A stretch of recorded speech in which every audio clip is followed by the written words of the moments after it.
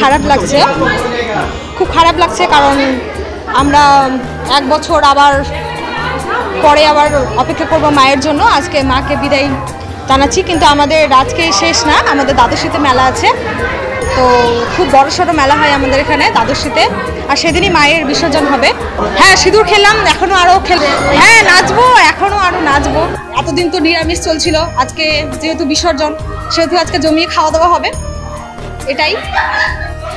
আর আরেকটা বছরের অপেক্ষা বলতে খুবই খারাপ লাগছে, কারণ মাকে বিদায় জানাবো। কারণ 1 বছরে মানে বলতে গেলে অনেকজন থাকে, অনেকজন থাকে না।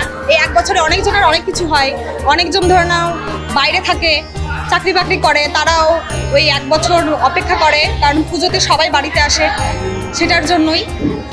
আর কি বলবো, সবাই ভালো থাকো। রম্বালিকা রাজবংশী।